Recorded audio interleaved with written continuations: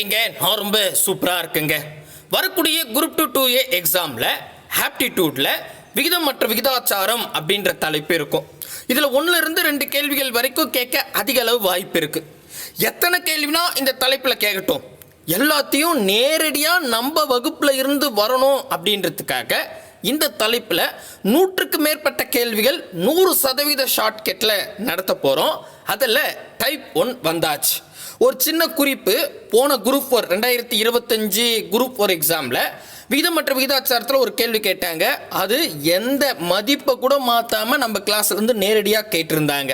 So அதனால் நீங்கள் இந்த கிளாஸ் அழகாக கவனிச்சிங்கன்னா எத்தனை கேள்வி கேட்டாலும் ஒன்று நேரடியாக இருக்கும், இல்லை மதிப்பை மட்டும் மாற்றி கேட்டிருப்பாங்க. சரிங்களா? ஸோ இப்போ நம்ம டைப் 1க்கு வந்தாச்சு. மொத்தம் 23 கேள்விகள் இதில் ப்ராக்டிஸ் பண்ண போகிறோம். அதை நான் 2 வீடியோவாக கொடுத்துட்றேன். ஃபஸ்ட்டு வீடியோவில் 13 கேள்வி போட்டுடலாம், செகண்ட் வீடியோவில் 10 கேள்விகள் பார்த்துடலாம். கீழே டிஸ்கிரிப்ஷனில் இன்னைக்கான கிளாஸுக்கான கொஷினை ஆன்லைன் டெஸ்ட்டாக கொடுத்துருப்பேன். மறக்காமல் டெஸ்ட் எழுதி பாருங்கள். எந்த அளவுக்கு டெஸ்ட் எழுதுறீங்களோ அந்த அளவுக்கு உங்களுக்கு டைம் மேனேஜ்மெண்ட் கிடைக்கும், கொஷினும் அண்டர்ஸ்டாண்ட் ஆகும். முதல் கேள்வி, கொஷினை படிச்சுட்டு எப்படி போடலாம் அப்படின்னு பார்ப்போம். ஃபஸ்ட்டு கேள்வி, ரூபாய் 1க்கும் 20 பைசாவுக்கும் உள்ள விகிதம் அப்படின்னு 6th நியூ புக்லேயும் 2022 டிஎன்பிசிலையும் கேட்டிருக்காங்க. அதாவது 1 ரூபாவுக்கும் 20 பைசாவுக்கும் ரேஷியோ எடுங்க அப்படின்னு சொல்லிட்டாங்க. இந்த ரேஷியோன்னா ஒன்றும் கிடையாதுங்க. 2 இப்போ ஏ பின்னு 2 மதிப்பு இருக்குன்னு வச்சுக்கோங்க. இந்த 2 மதிப்புக்கு நடுவில் 2 டாட் வச்சுட்டா அதுக்கு பேர் தான் ரேஷியோ, வேற ஒன்றும் கிடையாது. புரியுதா? 2 மதிப்புக்கு நடுவில் 2 டாட் வச்சு விட்டுட்டிங்கன்னா அதுதான் ரேஷியோ அப்படின்னு சொல்லுவாங்க. இந்த 2 டாட்டை நம்ம கணக்குக்காக வேற மாதிரி போடலாம். எப்படி? அதாவது A/B அப்படின்றத முதல்ல இருக்கிற ஏ மேலேயும் ரெண்டாவதாக இருக்கிற பி கீழேயும், அதாவது A/B அப்படின்னு எழுதலாம். நம்ம கணக்குக்காக அப்படி போட்டுக்கலாம். அப்போது A/Bன்னா A/Bன்னு தான் அர்த்தம். ஓகேங்களா? சரி, ஏன் இப்படிலாம் போடணும் அப்படின்றத நான் ஒவ்வொரு கணக்குக்குள்ளே போகும்போது தெளிவாக புரியும். ஜஸ்ட்டு ரேஷியோ எடுக்கணும்னா 2 மதிப்பு கொடுத்துட்டாங்க, அதுக்கு ரேஷியோ எடுப்பா அப்படின்னா அந்த 2 மதிப்புக்கு நடுவில் 2 டாட் வச்சுட்டா அதுதான் ரேஷியோ. சரி, இப்போது எப்போவுமே நீங்கள் இந்த கணக்குன்னு இல்லை, ரேஷியோன்னு இல்லை, எந்த கணக்காக இருந்தாலும் யூனிட் சேமாக இருக்கணும். யூனிட் சேம்னா இப்போ இந்த கேள்வி பாருங்களேன். 2வது கேள்வி, ரூபாய் 3க்கும் ரூபாய் 5க்கும் இடையே உள்ள விகிதம்னு 6th நியூ புக்கில் கேட்டாங்க. அப்போ 3 ரூபாய்க்கும் 5 ரூபாய்க்கும் ரேஷியோ எடுப்பா அப்படின்னு சொல்லிட்டாங்க.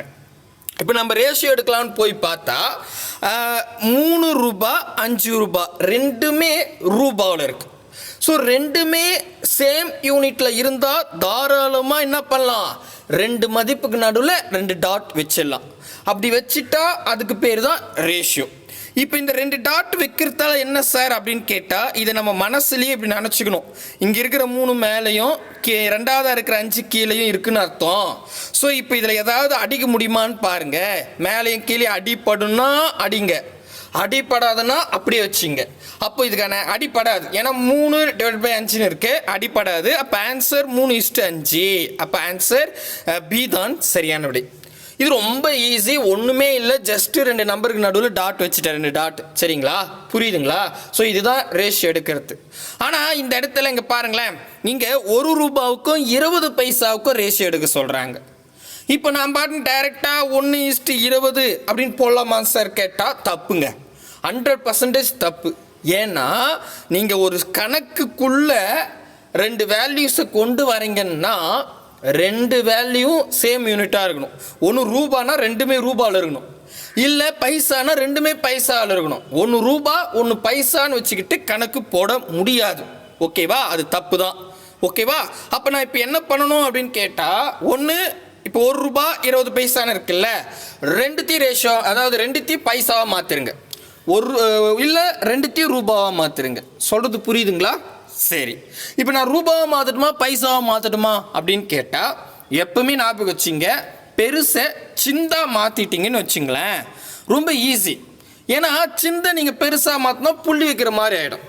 சரிங்களா? புரியலையே. அதாவது இப்போ 1 ரூபான்னு இருக்குது, இங்கே 20 பைசான்னு இருக்குது.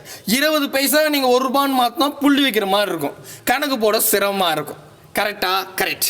அப்போ நம்ம என்ன பண்ணலாம், ரூபாவை பைசாவாக மாற்றிடலாம். அது ரொம்ப ஈஸி. ஏன்னா 1 ரூபா அப்படின்றது 100 பைசா. கரெக்டா? 1 ரூபான்னா 100 பைசா. அப்போ நான் 1 ரூபாவை 100 பைசான்னு எழுதிடுறேன். அப்போ 100 பைசாவுக்கும் 20 பைசாவுக்கும் ரேஷியோ எடுங்க அப்படின்னு சொல்கிறாங்க.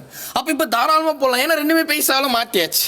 ஸோ யூனிட் மாற்றியாச்சா, இப்போ நடுவில் என்ன பண்ணிக்கலாம், 2 டாட் வச்சுக்கலாம். அப்போ 100 பைசாவுக்கும் 20 பைசாவுக்கும் ரேஷியோ கண்டுபிடிக்கணும். ஸோ நான் என்ன பண்ணிட்டேன், 100:20 அப்படின்னு எழுதிக்கிட்டேன்.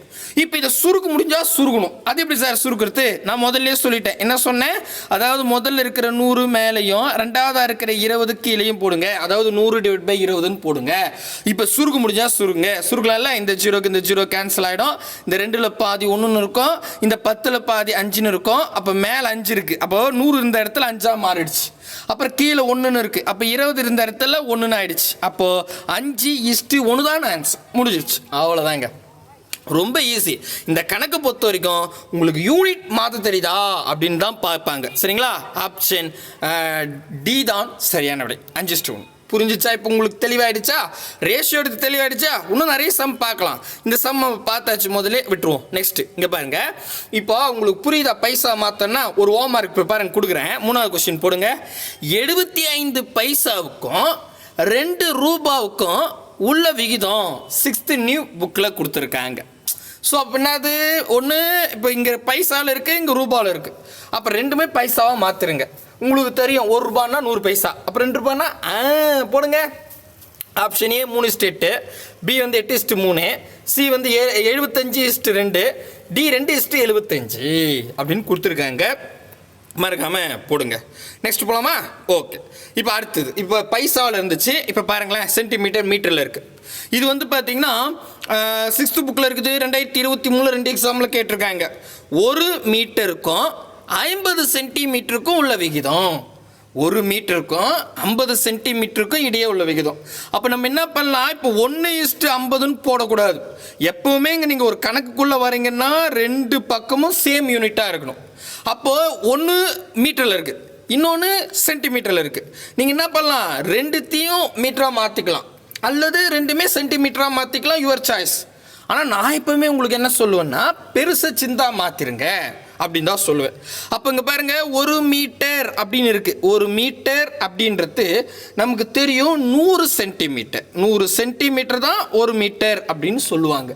அப்போ இந்த இடத்துல சென்டிமீட்டரில் இருக்கா, அப்போ இப்படி சொல்லலாம் 100, அதாவது 1 மீட்டரை நான் சென்டிமீட்டரா 100 சென்டிமீட்டராக மாற்றிட்டேன். ஸோ 100 சென்டிமீட்டருக்கும் 50 சென்டிமீட்டருக்கும் இடையே உள்ள விகிதம். இப்போ ரெண்டுமே சென்டிமீட்டரில் இருக்கிறதால தாராளமாக கணக்கு போடலாம். புரியுதுங்களா? அப்போ நான் பண்ணுறேன், 100 சென்டிமீட்டருக்கும் 50 சென்டிமீட்டருக்கும் இடையே உள்ள விகிதம். ஸோ நான் 2ல் என்ன பண்ணிட்டேன், 2த்துக்கும் நடுவில் 2 டாட் வச்சுட்டேன். அதாவது ரேஷியோ எடுத்துட்டேன். இப்போ ரேஷியோ எடுத்துட்டோம்னே சுருக்க முடிஞ்சால் சுருக்கலாம், இல்லைன்னா அப்படியே ஆன்சர் வச்சுக்கலாம். சுருகணுன்னா உங்களுக்கு புரியறதுக்காக நான் இங்கே ஸ்டெப் எழுதுகிறேன். சரிங்களா? நீங்கள் மனசுலேயே இப்படியே அடிச்சிங்க, இருந்தாலும் உங்களுக்கு புரியாதே அப்படின்றதுக்காக இப்படி எழுதுகிறேன். ஸோ முதல்ல இருக்கிற 100 மேலேயும் ரெண்டாவதாக இருக்கிற 50 கீழே எழுதிக்கலாம். அதாவது 100/50ன்னு வரும். இப்போ இது அடிங்க பார்க்கலாம். 0க்கு 0 கேன்சல், 4 5 5 2 10. அப்போ 100 இந்த இடத்துல 2ஆ இருக்குது, 50 இந்த இடத்துல 1ஆ இருக்குது. அப்போ 2:1 ஆன்சர். அவ்வளோதான். 1 செகண்டில் போட்டுடலாம். ஆனால் என்ன தெரிஞ்சிருக்கணும், யூனிட் கன்வெர்ட் பண்ண தெரிஞ்சிருக்கணும். சரிங்களா? இதெல்லாம் இப்போ நான் 20 கொஸ்டின் நடத்துகிறேன்னால எல்லாத்தையுமே கவர் பண்ணுற மாதிரி தான் நான் சொல்லியிருப்பேன். இதுக்கு தாண்டி யூனிட்டே கிடையாது. இதிலே தான் மதிப்பு மாற்றி கேட்பாங்க. சரிங்களா? சூப்பர்பா. அடுத்தது வாங்க போவோம். இப்போ பாருங்கள், ஒரு ஹோம்ஒர்க். இதுக்கெல்லாம் என்னப்பா நிறைய ஹோம்ஒர்க் கொடுக்குறேன்னு சொல்லாதீங்க. என்ன நான் தான் மாற்றிட்டில்ல, சென்டிமீட்டர்னா மீட்டராக மாற்றிட்டேன், மதிப்பு மட்டும் மாற்றி கொடுத்துருக்காங்க. போடுங்க. 3 மீட்டருக்கும் 200 சென்டிமீட்டருக்கும் உள்ள விகிதம் 6th நியூ புக்கில் கேட்டிருக்காங்க. ஸோ மீட்டரை சென்டிமீட்டராக மாற்றிருங்க. அப்போது 1 மீட்டர்னா 100 சென்டிமீட்டர். அப்போ 3 மீட்டர் இருக்குது. போடுங்க. Option A 3:2, B 2:3. இது முக்கியம். அது பாருங்கள், எப்போவுமே பார்த்தீங்கன்னா 3:2 2:3 இன்டர்சேஞ்ச் பண்ணி வச்சுருப்பாங்க. கொஞ்சம் தெளிவாக போட்டால் கரெக்டாக ஆன்சர் வரும். ஓகேவா? அதுக்கப்புறம் 3:200 200:3 அப்படின்னு கொடுத்துருக்காங்க. மறக்காமல் கமெண்ட் பண்ணுங்கள். 2 கொஸ்டின் ஹோம்ஒர்க் மார்க் கொடுத்துருக்கேன். தயவு செஞ்சு நம்பரை போட்டு போடுங்க, நான் கண்டிப்பாக செக் பண்ணுறேன். சரிங்களா? அடுத்தது 6வது கேள்வி. ஒரு ஜன்னலின் நீளம் அகலம் முறையே 1 மீட்டர் மற்றும் 70 சென்டிமீட்டர் நீளத்திற்கு இருங்க. ஒரு ஜன்னலோட நீளம் அகலம் முறையே 1 மீட்டர் மற்றும் 70 சென்டிமீட்டர் எனில் நீளத்திற்கும் அகலத்திற்கும் இடையே உள்ள விகிதம். இது நீ உடனே அளவிலாம் மாற்றாதீங்க, விகிதம் சொல்லிட்டாவே நீங்கள் ரேஷியோ டாபிக் தான். சரிங்களா? அப்போ என்ன சொல்கிறாங்க, நீளத்தோட அளவு 1 மீட்டர், அகலத்தோட அளவு 70 சென்டிமீட்டர். அப்போ நீளத்துக்கும் அகலத்திற்கும் ரேஷியோ எடுங்க அப்படின்னு சொல்லிட்டாங்க. உடனே நீங்கள் என்ன பண்ணலாம், அப்போ 1:70 அப்படின்னு போட்டுக்கூடாது. ஏன்னா இந்த இடத்துல 1 மீட்டர் இருக்குது, இந்த இடத்துல 70 சென்டிமீட்டர் இருக்குது. நீங்கள் ரேஷியோ எடுக்கிறதுக்கு முன்னாடி யூனிட்டை சேமாக மாற்றிடணும். ஸோ அப்போது நான் என்ன சொன்னேன், பெருசாக சின்னதாக மாற்றிருங்க. அப்போ மீட்ரு சென்டிமீட்டராக மாற்றிடலாம். அப்போ 1 மீட்டருன்றது 100 சென்டிமீட்டர். அப்படியா? அப்போ நான் என்ன பண்ணலாம், 100 சென்டிமீட்டருக்கும் 70 சென்டிமீட்டருக்கும் இடையில விகிதம். இதில் முக்கியமாக இந்த இடத்துல சில நேரங்களில் உங்களுக்கு ட்விஸ்ட் வைப்பாங்க. எப்படின்னா, இந்த இடத்துல நீளம் இருக்குல்ல, நீளத்தை தூக்கி இங்கே போட்டுருவாங்க, அகலத்தை தூக்கி இங்கே போட்டுருவாங்க. அதனால் கொஞ்சம் தெளிவாக போடுங்க. சரிங்களா? இப்போ நான் முதல் நீளம் வந்து பார்த்தீங்கன்னா 1 மீட்டர்னு சொன்னாங்க. அப்போ இது நீளம் கரெக்டாக, இது அகலம். அகலம் வந்து 70 சென்டிமீட்டர். ஓகேவா? புரியுதா நான் போட்டது? சம்டைம் அகலம் முதல்ல கொடுத்தானா முதல்ல அகலம் எழுதிக்கணும், அடுத்தது நீளம் எழுதிக்கணும். அதை மட்டும் கொஞ்சம் பாருங்கள். ஏன்னா 2019 குரூப் 4 எக்ஸாமில் இது மாதிரி ஒரு கேள்வி கேட்டிருக்காங்க. அது கூட கடைசியாக கொடுக்குறேன் பாருங்கள். இப்போ புரியுதா நான் சொல்கிறது? சரி, இப்போ என்ன பண்ணலாம், 100:70, அதாவது 100/70ன்னு மனசில் வச்சுக்கணும். இப்போ அடிக்க முடிஞ்சால் அடிக்கலாம், இல்லைனா அப்படியே வச்சுக்கலாம். அடிக்கலாம், 0க்கு 0 கேன்சல். அப்போ மேலே 10 இருக்கும், கீழே 7 இருக்கும். அதாவது 10:7. அவ்வளோதான், இதுக்கு மேலே சுருக்க முடியாதுல்ல. அப்போ 10:7 ஆப்ஷன் டி தான் சரியான விடை. பார்த்தீங்களா? ரொம்ப ஈஸி. Okay okay. அடுத்தது இங்கே பாருங்கள், 7வது கொஸ்டின். 666 கிராமுக்கும் 6 கிலோகிராம் என்பதன் விகிதம். இது 2022 டிஎன்பிஎஸ்சியில் கேட்டிருக்காங்க. அப்போ இங்கே என்ன இருக்குது, கிராமில் இருக்குது, இங்கே கிலோகிராமில் இருக்குது. இப்போ நம்ம ரேஷியோ எடுக்க முடியாது. சரிங்களா? ஏன்னா நீங்கள் டக்குன்னு 666:6 ஆப்ஷனில் இருக்கா, அடிக்கலாம். இதில் அடிச்சா 1 ஆன்சர் இருக்கா? இருக்குது, ஆப்ஷனே தான் அப்படின்னு போட்டிங்கன்னா முடிஞ்சிடுச்சு ஜோலி. ஏன்னா கரெக்டாக இருக்குது பாருங்கள் ஆப்ஷனு. ஸோ அப்படி போடக்கூடாது, அங்கே நம்ம கவனிக்கணும். அதாவது யூனிட் சேமாக இருக்கா, ரெண்டுமே கிலோகிராமில் இருக்கா, இல்லை ரெண்டுமே கிராமில் இருக்கா, சென்டிமீட்டரில் இருக்கா, ரூபாவில் இருக்கா, ஸோ பைசாவில் இருக்கா, அதெல்லாம் நம்ம பார்க்கணும். அதான் கணக்கே, வேறு ஒன்றும் கிடையாது. அப்போ இந்த இடத்துல கிராம் இருக்குது, இங்கே கிலோகிராம் இருக்குது. நமக்கு தெரியும் கிலோன்னா 1000. சரியா? லிட்டரில் சொன்னாலும் சரி, கிலோன்னு சொல்லாவே 1000 கிராம். கரெக்டா? கரெக்டுப்பா. அப்போது 666 கிராமுக்கும் இங்கே 6 கிலோ, 6 கே இப்படி தானே போடுவோம் கிலோ. சரிங்களா? இந்த கேன்னா 1000 கரெக்டா? அதாவது 1 கிலோன்றது 1000 கிராமு. அப்போது 6 கிலோன்னா 6000 கிராமு. புரியுதா? அப்போ நம்ம என்ன பண்ணலாம், 666 கிராமுக்கும் 6000 கிராமுக்கும் ரேஷியோ எடுக்க சொல்கிறாங்க. புரியுதா? இப்போ ரெண்டுமே கிராமாக இருக்குது, அப்போ நம்ம ரேஷியோ எடுக்கலாம். சரிங்களா? இப்படி இருந்தால் என்ன பண்ணலாம், மேலே வந்து பார்த்தீங்கன்னா 666 இருக்கும், கீழே 6000 இருக்கும். இப்போ இதை அடித்து கொடுத்தா வந்துட்டு போகுது. இந்த 6க்கு 166, மீதிக்கிற 0 அப்படியே இருக்கும். இங்கே 166 அப்போது 111:1000 வருங்க. கரெக்டா? புரியுதுங்களா? இருக்குதா பாருங்க, பர்ஃபெக்டாக இருக்கும் ஆப்ஷன் டியில். சரிங்களா? அவ்வளோதான் ஆன்சர். ஓகே, தெளிவாக புரியுதுங்களா? ஸோ இப்போ மறுபடியும் சொல்லிட்டு, இது ரொம்ப ஈஸியான கணக்கு. ஆனால் என்ன, இது அந்த யூனிட்டை மாற்ற தெரிஞ்சுக்கணும், அவ்வளோதான். இந்த பாருங்களேன், 8வது கொஸ்டின் 2022 குரூப் 2ல் கேட்டிருக்காங்க. 3 கிலோமீட்டருக்கும் 300 மீட்டருக்கும் இடையே உள்ள விகிதம். ஆடாடா. அப்போது இங்கே பாருங்கள், இது கிலோமீட்டரில் இருக்குது, இங்கே மீட்டரில் இருக்குது. கிலோ அப்படின்னாவே 1000, அப்போ மீட்டர்னா 1000 மீட்டர். புரியுதா? 1 கிலோன்றது 1000 மீட்டர். ஓகேங்களா? அவ்வளோதான். அப்போ நம்ம என்ன பண்ணலாம், இந்த இடத்துல கிலோவில் இருக்கிறதால 3 கிலோமீட்டரை 3000 மீட்டர்னு சொல்லலாம். கரெக்டாக? அப்போ 3000 மீட்டருக்கும் 300 மீட்டருக்கும் இடையே விளைக்குதும். அவ்வளோதான். 2 மீட்டரில் இருக்கிறதால நான் என்ன பண்ணிட்டேன், ரேஷ் எடுத்துட்டேன். Okay okay. இப்போ என்னென்னா முதல்ல இருக்கிற 3000 மேலே, ரெண்டாவதாக இருக்கிற 300 கீழே அடித்தா ஆன்சரு. இது பாருங்கள், இந்த 2 ஜீரோக்கு இந்த 2 ஜீரோ கேன்சல். 1 3 3 கீழே 1 வந்துடுது. இங்கேயும் 1 3 3 இங்கே ஒரு 0 இருக்குது. அப்போ மேலே 10 கீழே 1. அப்போது 3000 இந்த இடத்துல 10, 300 இந்த இடத்துல 1 வரும். கரெக்டாக? அப்போ 10:1 இருக்குதா? தோ பாருங்க, குரூப் 2ல் 2022 கேட்டிருக்காங்க. மனசுலேயே போடலாம். இதுக்கு என்னத்துக்கு நீங்கள் ஸ்டெப்பு போடணும் சொல்லுங்கள்? நீங்கள் பார்க்கும்போதே 3000 கிலோமீட்டரு, இங்கே 300 மீட்டர். மனசுலேயே ஓட்டுங்க. கிலோன்னா 1000. அப்போ 3000 மீட்டர் இஸ்ட்டு 300 மீட்டர். 2 ஜீரோ அடிச்சாச்சு. இங்கே பக்கம் 30 இருக்குது, அந்த பக்கம் 3 இருக்குது. அப்படியே இங்கே 1 அடிச்சிருங்க. அதாவது 1 3 3, இந்த பக்கம் 1 3 3, 10:1. பாருங்கள், மனசுலேயே போட்டேன். புரியுதா? Super super. போடலாமா? வாங்க அடுத்தது. இப்போ உங்களுக்கு புரியுது இல்லை, கிலோமீட்டர் மீட்டரை மாற்றுவீங்களா? இங்கே பாருங்களேன், 6th நியூ புக்கில் கொடுத்துருக்காங்க. நீங்களே போடுங்களேன். 9வது கொஸ்டின். 5 கிலோமீட்டருக்கும் 400 மீட்டருக்கும் உள்ள விகிதம் 6th நியூ புக்கில் இருக்குது. ஸோ அப்போது நீங்கள் என்ன பண்ணணும், கிலோமீட்டர் மீட்டராக மாற்றிடுங்க. மாற்றினா எவ்வளோ வரும்னு தெரியும். போடுங்க. ஆப்ஷனே 9:10, பி 10:9, சி 25:2, டி 2:25. போட்டிங்களா? சூப்பருங்க. வாங்க வாங்க அடுத்தது. இது கொஞ்சம் நோட் பண்ணிங்க. மைலுக்குன்னா நான் கொடுக்குற இதுலாம் அப்படியே சைடில் மீட்டர்லாம் எழுதிங்க, சரிங்களா? ஏன்னா இவ்வளோ தான் இருக்குது மீட்டர் இது வேல்யூஸ். ஓகேங்களா? இது 2023 டிஎன்பிஎஸ்சியில் கேட்டிருக்காங்க. 20 மைலுக்கும் 25 கிலோமீட்டருக்கும் ஆன விகிதம். இப்போ மீட்டருக்கும் கிலோமீட்டருக்கும் சொன்னாங்க. இப்போ மைல் சொல்லியிருக்காங்க. நிறைய இடத்துல நம்ம மைல் கூட சொல்லுவோம். இப்போ இந்த திருவண்ணாமலை மலை சுற்றினா 14 மைல் பா அப்படின்னு தான் சொல்லுவாங்க, கிலோமீட்டர் சொல்ல மாட்டாங்களா? ஸோ அந்த மாதிரி மைலும் கொடுப்பாங்க. அப்போ நமக்கு மைல் தான் பெருசு, கிலோமீட்டர் சின்னது. சரியா? ஏன்னா எப்பவுமே பெருசு சிந்தா மாற்றுங்கன்னு சொல்லுவேன். மைல் பெருசு, கிலோமீட்டர் சின்னது. அதாவது ஒரு மைல் அப்படின்றது நம்ம எப்படி எழுதலாம்னா 1.6 அப்ராக்சிமேட்லி. ஏன்னா இன்னும் நிறைய அதாவது 1.609ன்னு சொல்லுவாங்க கரெக்டாக சொல்லணும்னா. பட் நமக்கு ஒரே ஒரு நம்பர் மட்டும் வச்சுக்கலாம் புள்ளிக்கு அப்புறம். 1.6 கிலோமீட்டர். சரிங்களா? புரியுதுங்களா? ஒரு மைல்ன்றது 1.6 கிலோமீட்டர். ஓகேவா? அப்படி வச்சுங்க. கரெக்டாக சொல்லணும்னா 1.609 கிலோமீட்டர்னு சொல்லுவாங்க. நம்ம இங்கே பாருங்கள், 6க்கு அப்புறம் 0, 0க்கு அப்புறம் 9ன்றதால இது நமக்கு தேவையில்லை. 1.6 அவ்வளோதான். அப்படியே நம்ம வச்சுங்க. ஓகேங்களா? ரைட்டு. இப்போது பெருசு மைல், அதுக்கு 20 கொடுத்துருக்காங்க.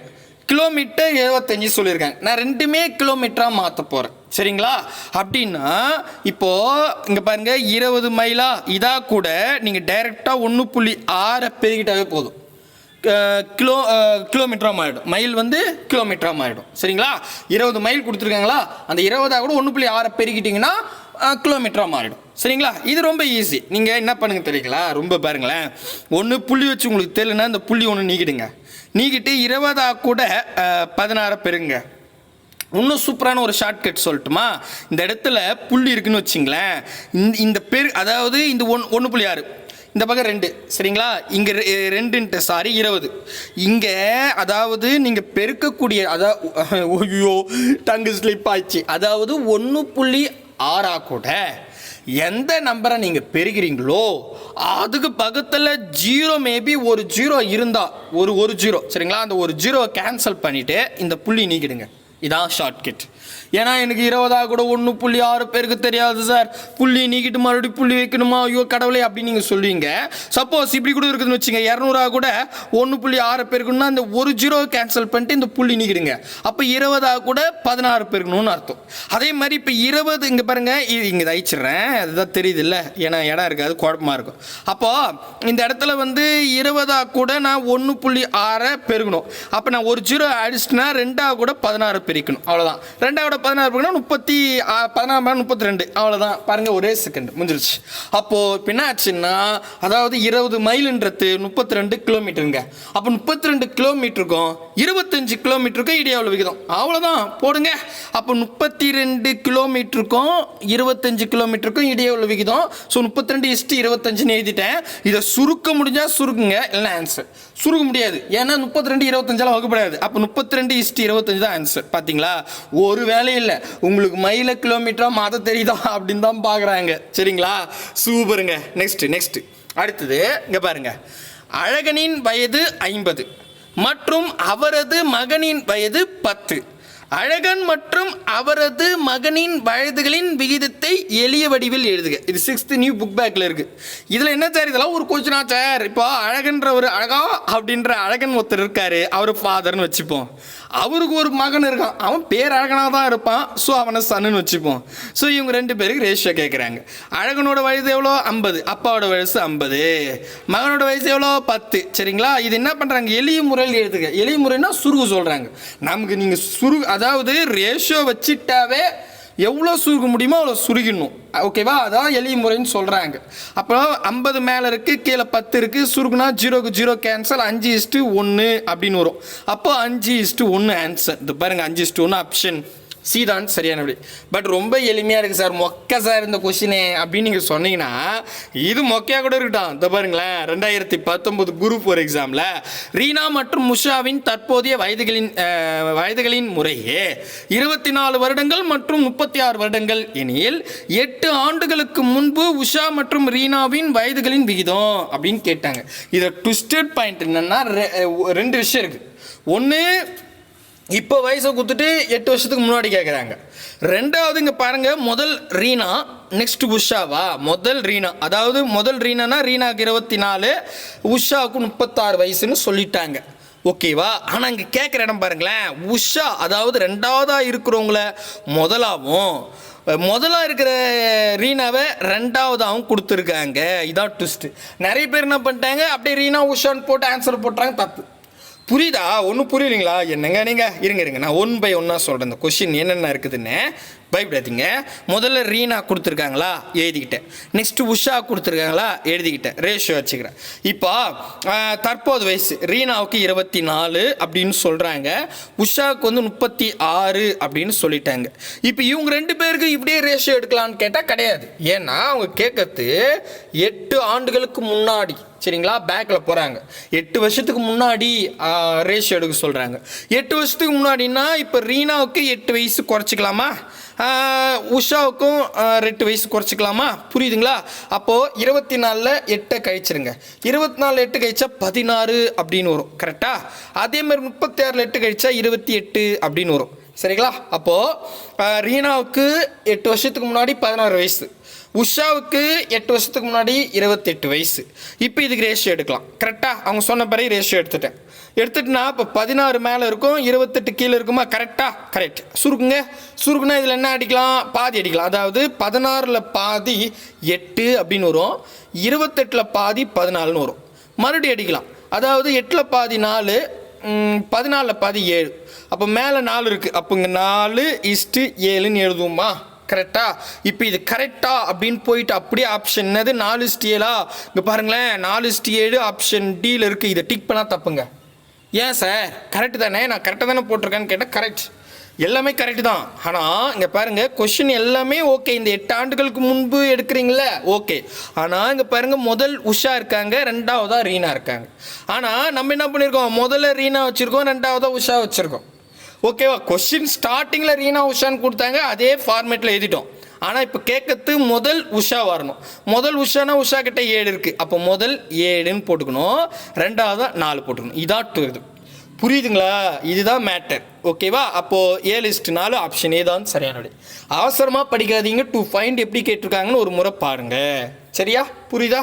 சூப்பர்ப்பா, ஈஸி தான். இந்த மாதிரி தான் கேட்பாங்க, ட்விஸ்ட் வச்சு தான் கேட்பாங்க. சரிங்களா? ரொம்ப எளிமையாக கேட்டால் எல்லாருக்கும் ஈஸியாகிடும்ல கொஷினு.